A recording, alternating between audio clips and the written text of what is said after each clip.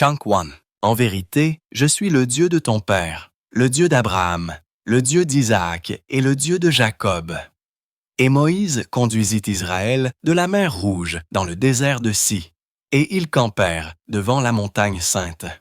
En 1955, Hollywood prit la décision de casting la plus choquante de tous les temps.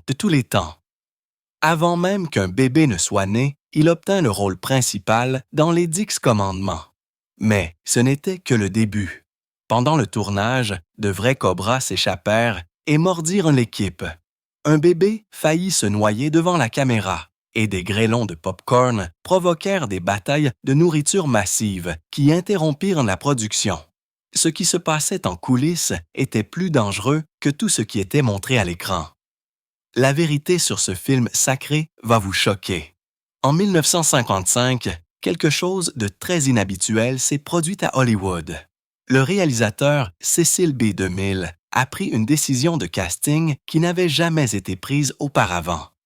Il a choisi le bébé Moïse dans les 10 commandements avant même que le bébé ne soit né. Lorsqu'il a appris que la femme de Charlton Heston était enceinte, il a dit tout de suite « Si c'est un garçon, il jouera Moïse ». Et quand Fraser Heston est né, sa mère Lydia n'a pas reçu d'appel de Family First. Le tout premier télégramme qu'elle a reçu disait simplement « Félicitations, il a le rôle. Amour, CB ». Ce message a provoqué un tollé dans l'industrie. Les gens ont dit que c'était le début du népotisme à Hollywood. Pas d'audition, pas d'agence, juste un bébé à qui on a donné un rôle avant sa première respiration. Les choses sont devenues encore plus chaotiques une fois le tournage commencé. Pendant la célèbre scène du Nil, le panier avec Fraser, âgé de 3 mois, à l'intérieur a commencé à fuir dans le réservoir du studio. Le lot a commencé à monter rapidement et le bébé s'est retrouvé à flotter, impuissant. Heureusement, il n'a pas pleuré et avait même l'air paisible, mais l'équipe a paniqué. Il n'y avait pas de plongeur en attente, pas de plan de secours. Le moment semblait surréaliste. L'un des travailleurs sociaux sur le plateau s'est précipité pour aider, mais Charlton Heston s'est avancé et a utilisé sa voix de Moïse pour ordonner « Donnez-moi cet enfant ». La femme s'est figée. Ce n'était pas seulement Charlton Heston, c'était Moïse lui-même, criant comme s'il était sur le point de séparer la mer Rouge. Fraser dira plus tard que son père avait une voix sombre qui pouvait faire écouter n'importe qui. Chunk 2. Ce moment a montré à quel point la frontière entre l'acteur et le personnage était devenue floue. Ce qui a aggravé la situation, c'est le nombre d'acteurs bébés qui avaient auditionné pour le rôle et avaient été rejetés. Les agents artistiques étaient furieux. Beaucoup de ces bébés avaient de l'expérience avec les scènes d'eau, mais rien de tout cela n'avait d'importance.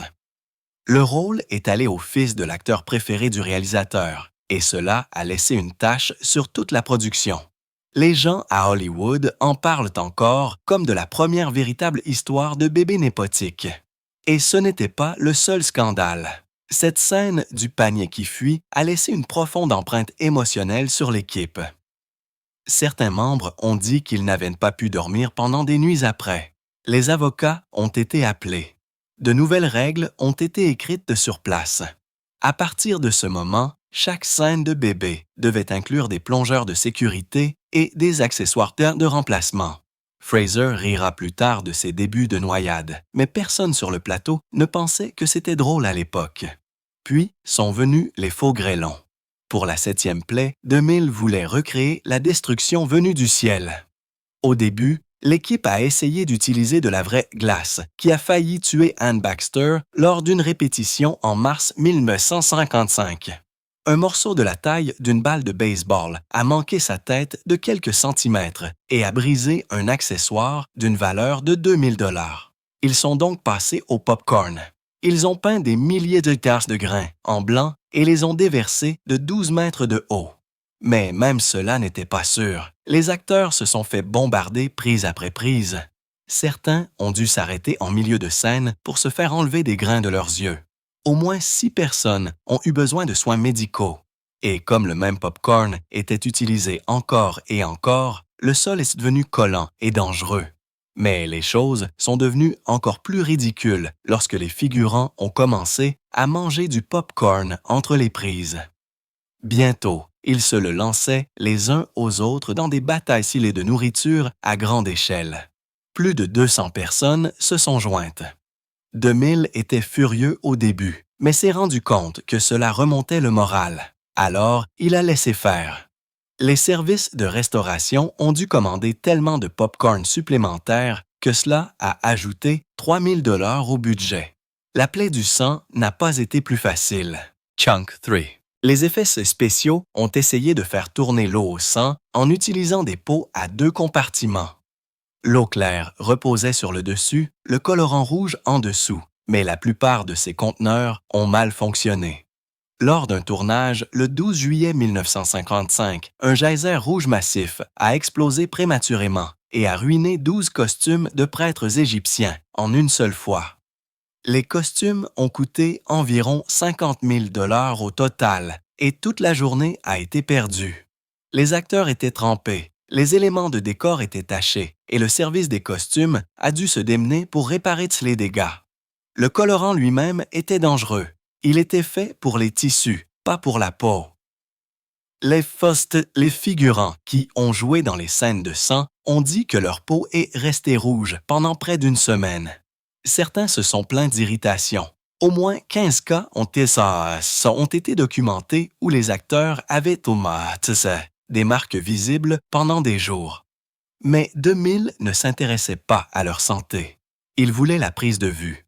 Pendant ce temps, la pression de terminer cette épopée a failli tuer DeMille lui-même. Le 7 novembre 1954, il a grimpé à une échelle de 40 mètres pour vérifier une caméra. Il avait 73 ans et la chaleur en Égypte était brutale. À mi-chemin, il a subi une crise cardiaque. L'équipe s'était précipitée pour le faire descendre et pendant quelques minutes, ils ont pensé qu'il était parti. Mais 48 heures plus tard, contre l'avis de 3 médecins, il est revenu au travail. Un médecin l'a supplié de ne pas continuer. DeMille l'a renvoyé et a fait venir quelqu'un qui ne s'en mêlerait pas. Il a même grimpé à une autre échelle juste pour prouver qu'il le pouvait. Comme si tout cela ne suffisait pas, il a organisé une énorme fête d'anniversaire le 12 août 1956. Il a eu 75 ans ce jour-là. Il venait de passer des heures branché à de l'oxygène, avait perdu 9 valsiens à cause de l'épuisement, et pourtant, il a insisté pour célébrer avec un gâteau en forme de mont Sinaï. Il pouvait à peine souffler les bougies, mais il s'est quand même levé et a prononcé un long discours sur la façon dont il réaliserait jusqu'à la fin. Ce que les gens ne savaient pas à l'époque, c'est que DeMille avait cousu des poches secrètes dans toutes ses chemises pour transporter des pilules de nitroglycérine. Il prenait jusqu'à 8 pilules par jour. Il a dit à l'équipe que lorsqu'il touchait sa poitrine, c'était juste une habitude. Mais ce n'était pas le cas. Il essayait de rester en vie assez longtemps pour terminer le film. Paramount ne l'a jamais découvert. Chunk 4. S'ils l'avaient su, ils auraient pu arrêter le projet de 13 millions de $. DeMille cachait simplement son état. Il en a fait du théâtre. Quelques jours après sa crise cardiaque, il s'est assuré que des photographes le capturaient debout, avec un mégaphone dans une main et une bouteille d'oxygène dans l'autre. Il voulait des gros titres et il les a obtenus. Les articles hurlaient des choses comme « DeMille réalise depuis la porte de la mort ». Et il a souri à travers tout cela, sachant qu'il avait transformé sa propre souffrance en un parfait drame hollywoodien. Edward G. Robinson n'était pas censé avoir l'air d'un chef de la mafia dans les 10 commandements. Mais au moment où il a ouvert la bouche en tant que datant, les gens sur le plateau ont commencé à chuchoter. Il avait joué des gangsters pendant tant d'années que le personnage lui collait à la peau. Sa voix, son ricanement, même la façon dont il prononçait des répliques sacrées donnait l'impression que Moïse était menacé par un chef du crime de Chicago.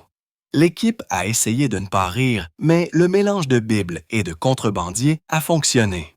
Étrangement, cela a donné à son personnage un avantage tranchant qu'un méchant ordinaire ne pouvait tout simplement pas égaler.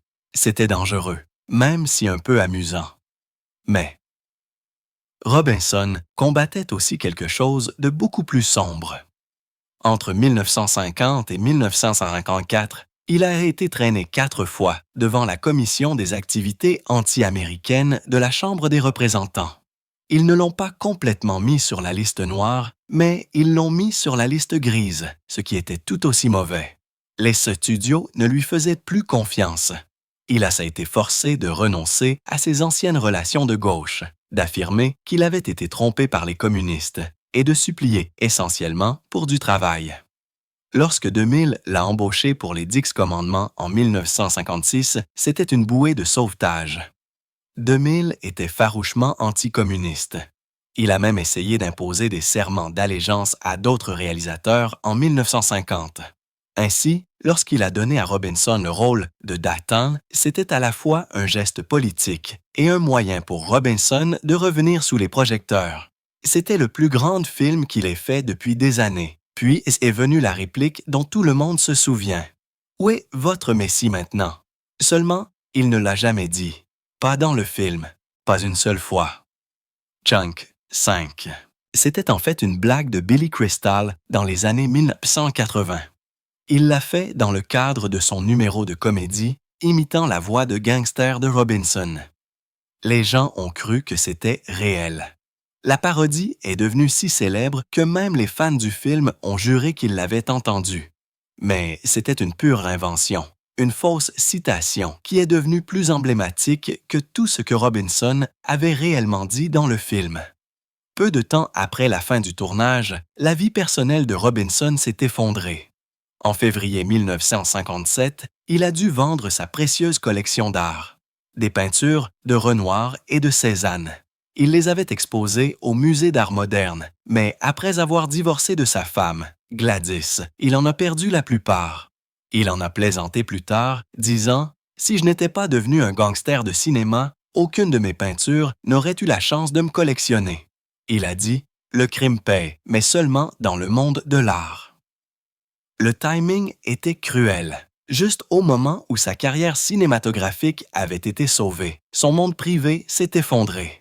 Sur le plateau, son interprétation de Datan n'arrêtait pas de susciter des réactions. Il ressemblait tellement à Little Caesar que même lorsqu'il prononçait d'anciennes malédictions hébraïques, on avait l'impression qu'il menaçait de casser les rotules de quelqu'un à cause d'une dette de jeu. Mais DeMille ne l'a pas arrêté.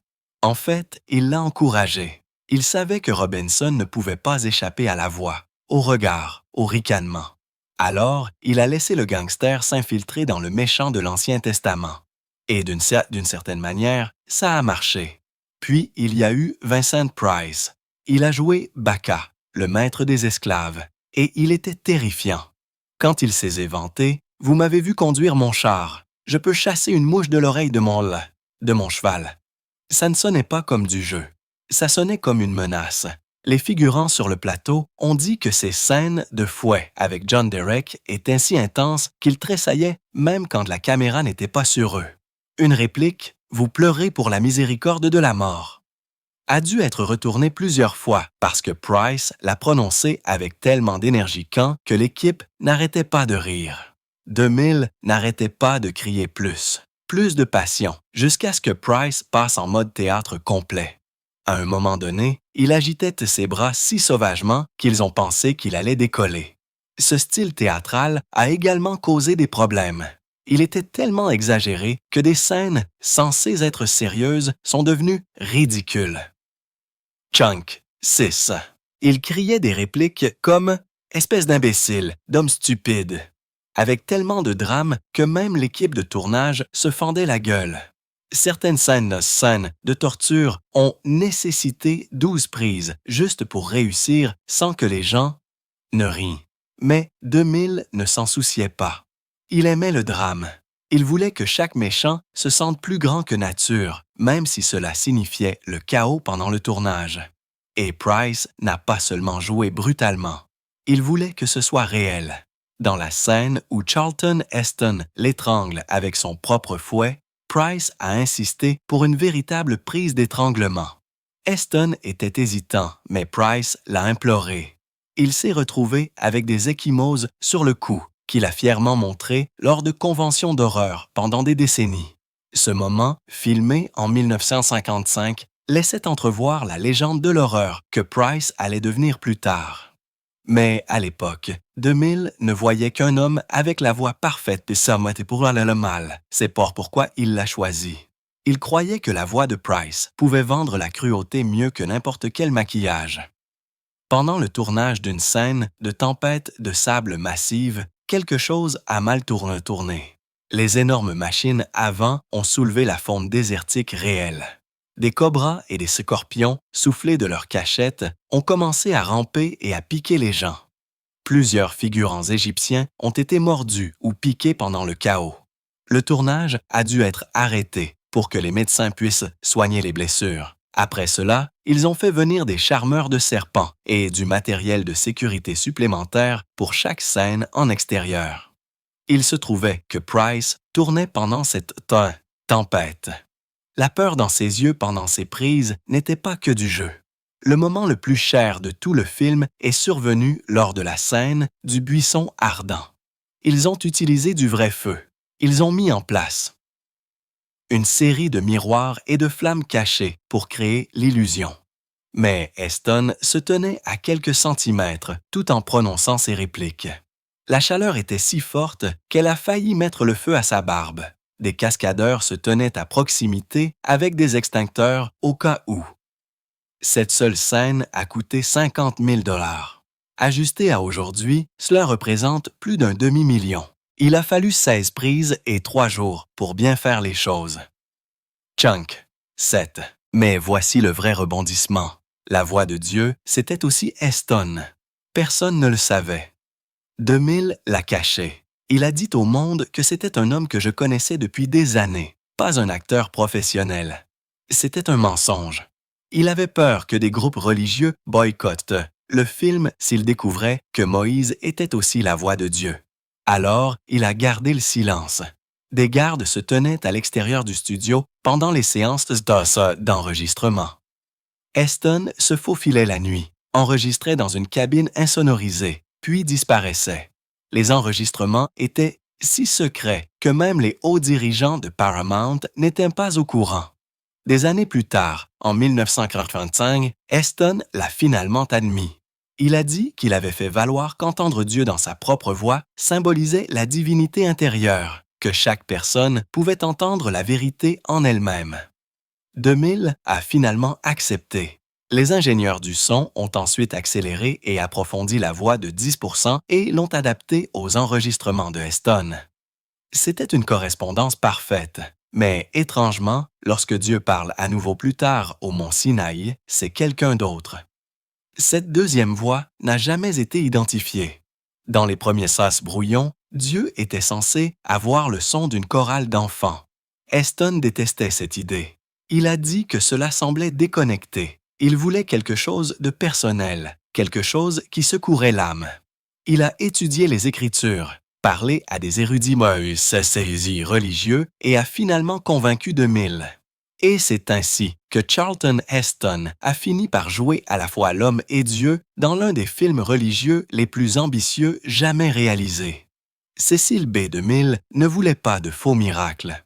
Pendant le tournage des 10 commandements en Égypte en 1954, il a pris une décision choquante. Il a ordonné que de vrais cobras soient utilisés pour la scène où Moïse transforme son bâton en serpent. Ce n'étaient pas des serpents inoffensifs ou des accessoires en caoutchouc. C'étaient de vrais cobras égyptiens, mortels et agressifs. Chunk, 8. 2 dresseurs se sont fait mordre pendant le tournage, même si tout le monde pensait que la configuration était sûre. Les morsures étaient si graves qu'ils ont dû faire venir de l'antivenin en toute hâte du Caire. Ce retard, à lui seul, a coûté des milliers de dollars à la production. Mais DeMille s'en fichait. Il a dit que seuls de vrais serpents pouvaient montrer un véritable pouvoir divin. Cette obsession a failli tuer des gens. Le désert a empiré les choses. Pour les scènes de tempête de sable, l'armée de l'air égyptienne a aidé en tirant des moteurs à réaction dans les dunes pour soulever des nuages de poussière. Mais ils ont fait plus que soulever du sable. Des dizaines de scorpions et de cobras ont été projetés hors de leur terrier et sur le plateau. Plus de 12 figurants ont été piqués par des scorpions et 3 ont été emmenés à l'hôpital en urgence. Le costume d'une jeune fille a pris feu pendant le chaos lorsqu'une torche enflammée a été détachée. Le maquilleur Frank Westmore a arraché le tissu enflammé sur le champ, la sauvant de graves brûlures. DeMille n'a pas arrêté les caméras. Il a dit que la terreur donnait l'impression que c'était une véritable plaie biblique. Les 8000 figurants ne jouaient pas la peur. Ils l'étaient vraiment. Lorsque la scène de transformation du serpent a finalement été montrée à des groupes test en 1956, les gens étaient confus. Le bâton de Moïse s'est transformé en un cobra qui a avalé les serpents de Pharaon, mais ce miracle n'est plus jamais apparu. Les téléspectateurs n'ont cessé de poser la même question. Si Moïse avait un bâton aussi puissant, pourquoi ne l'a-t-il pas simplement utilisé pour arrêter l'armée de Pharaon ou causer plus de destruction? Les commentaires du public ont été brutaux. Le studio a dû remonter le film juste pour corriger la confusion. Même si ce miracle était censé être l'un des signes les plus importants de Dieu, certains conseillers bibliques ont été choqués qu'il ne soit pas plus utilisé. Tout cela a laissé les téléspectateurs et les érudits frustrés. Pendant une scène majeure de la salle du trône, les choses sont redevenues terrifiantes. Un cobra de 6 pieds s'est glissé hors des mains d'un dresseur et a disparu à l'intérieur du costume d'Anne Baxter. Sa robe était si superposée et lourde qu'ils ont dû interrompre le tournage pendant plus de 2 heures, pendant que des experts en serpents fouillaient soigneusement chaque centimètre sans contrarier le cobra. Des centaines d'acteurs et de figurants sont restés figés. Baxter n'a pas paniqué. Chunk 9. Elle a même plaisanté en disant que ce serpent était peut-être son véritable premier rôle masculin. Ils ont utilisé des lampes cinéchauffantes et des morceaux de viande pour faire sortir le serpent en toute sécurité. Le retard a coûté 15 000 $ au studio. DeMille a quand même refusé de changer quoi que ce soit. Il a utilisé le temps supplémentaire pour répéter d'autres scènes, parce qu'il a dit que tout cela ajoutait à la véritable sensation égyptienne. Mais le moment le plus incroyable est arrivé à DeMille lui-même. Il avait importé de rares vipères ASP égyptiennes de la vallée des rois pour les utiliser dans des plans d'arrière-plan. L'une d'elles s'est échappée pendant la nuit.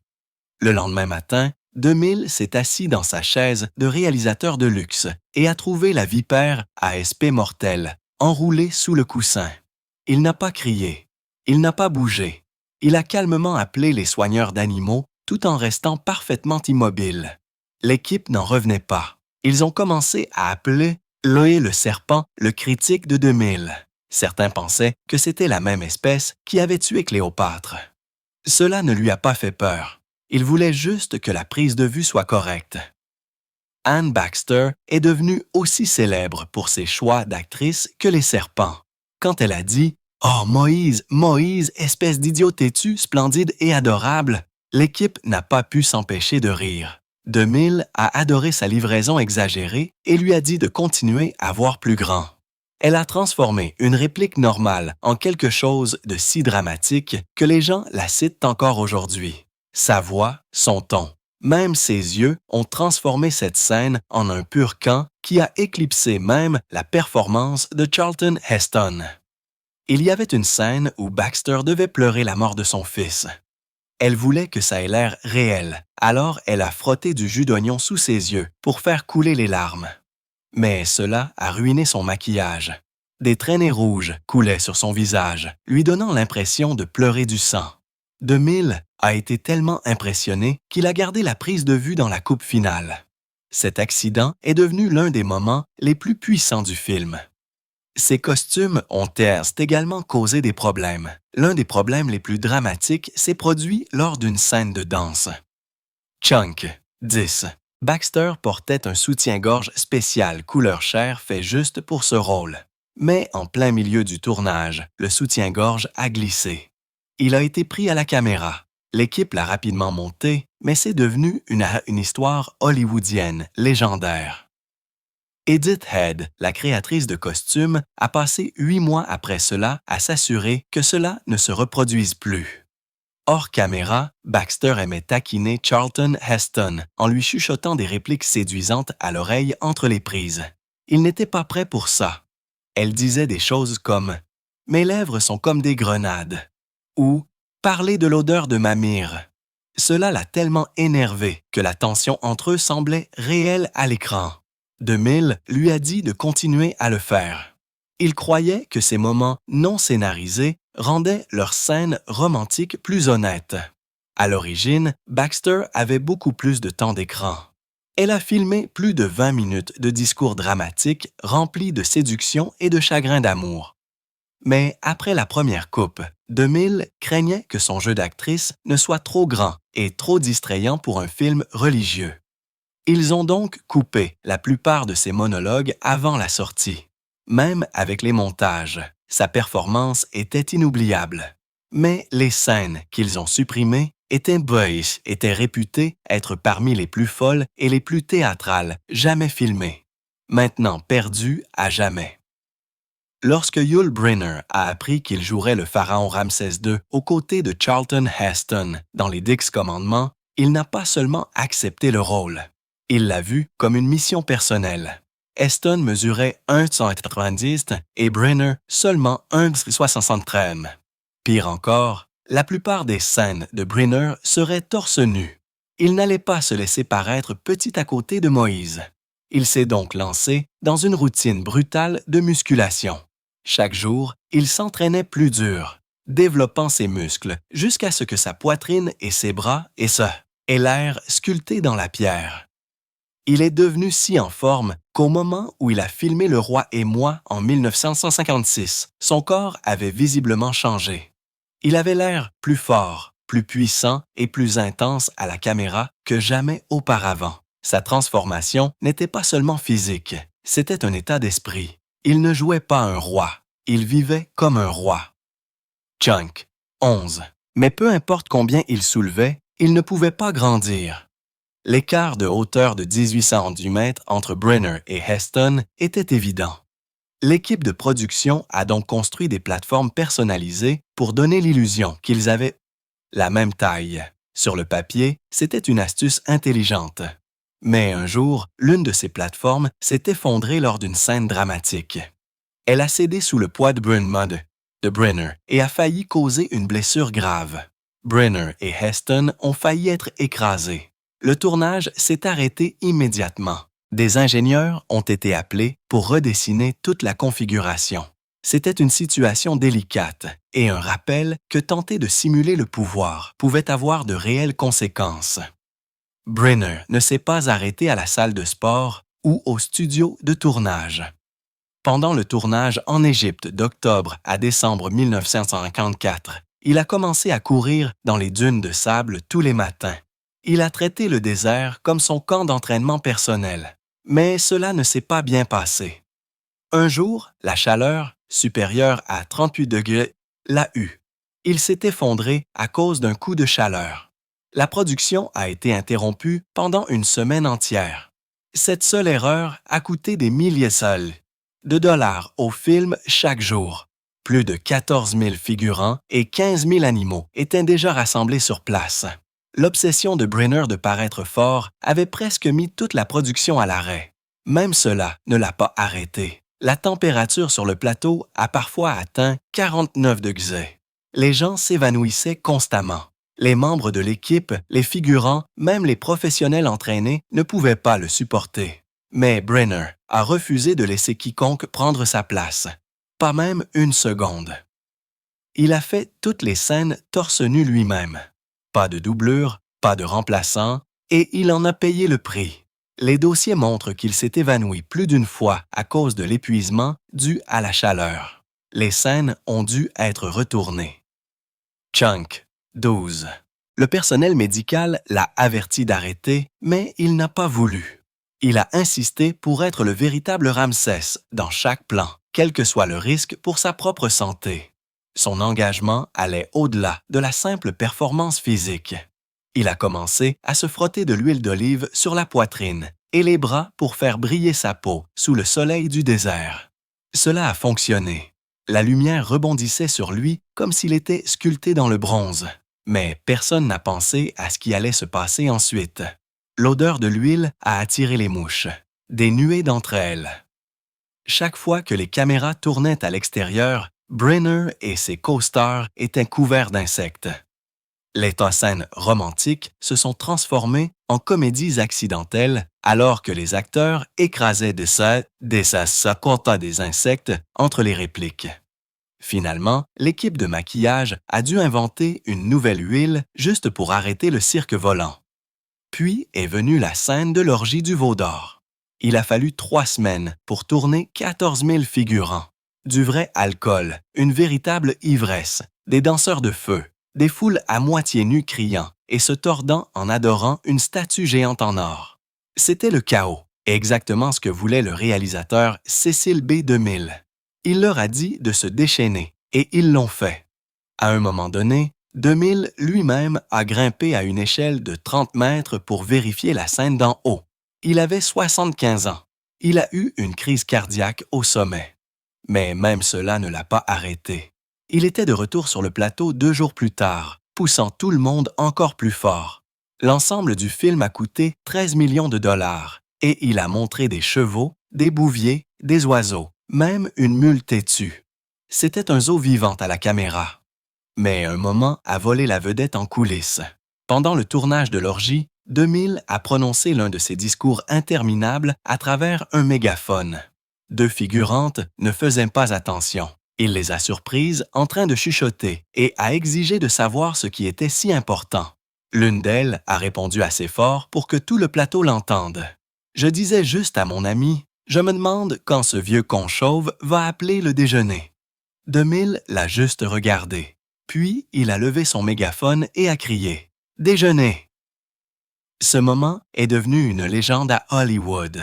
Personne n'a jamais découvert qui était la figurante, mais l'histoire n'est jamais morte. Chunk, 13. DeMille ne faisait pas seulement un film biblique. Il était en mission politique. Il a siégé au Comité national pour une Europe libre avec Dwight Eisenhower et a ouvertement soutenu les idéaux anticommunistes. Il a transformé les 10 commandements en propagande de la guerre froide. Le pharaon maléfique symbolisait la tyrannie soviétique. Moïse représentait la liberté. Les acteurs américains ont joué les Israélites. Les Européens ont joué les Égyptiens. Le symbolisme était clair et fort. Lorsque le film est sorti en salle en 1956, Eisenhower venait de remporter sa réélection. Le public n'a pas seulement vu une épopée biblique, ils ont vu une métaphore de la guerre froide. DeMille a utilisé la religion et le cinéma pour envoyer un message. L'Amérique représentait la foi, la liberté et la famille. Et il ne s'est pas arrêté à l'écran. Il s'est associé à l'Ordre fraternel des Aigles pour ériger 150 monuments en granit des 10 commandements dans 34 États. Le premier est venu après qu'un juge ait imprimé 10 000 copies papier pour sa salle d'audience. Bientôt, Heston et Brenner coupaient des des rubans à côté d'imposantes tablettes de pierre dans le cadre de la tournée nationale du film. Mais ce qui a commencé comme une promotion s'est transformé en une guerre juridique. Les monuments ont suscité des poursuites. En 2005, la Cour suprême a statué que celui du Texas pouvait rester en raison de sa valeur historique. Mais, la même année, celui du Kentucky a reçu l'ordre d'être retiré. Plus de 60 ans plus tard, ces accessoires causaient encore le chaos dans les salles d'audience. Des rumeurs ont circulé selon lesquelles Billy Graham s'était vu offrir le rôle de Moïse. Ce n'était jamais vrai. Mais Graham a rencontré DeMille. Il commençait sa propre société de production de films chrétiens et DeMille voulait une contribution au scénario. Ils ont parlé, ils ont partagé des idées, mais DeMille ne l'a jamais choisi. Pourtant, l'implication de Graham a donné plus de poids au film. DeMille a utilisé cette crédibilité religieuse pour masquer ses objectifs politiques. Chunk. 14. Derrière toutes les scènes dramatiques et les leçons spirituelles, les 10 commandements étaient une arme de la guerre froide déguisée en épopée biblique. Brenner, Heston, DeMille, ce n'étaient pas seulement des acteurs et des réalisateurs. Ils étaient des symboles dans une plus grande histoire sur l'Amérique, le pouvoir et la propagande.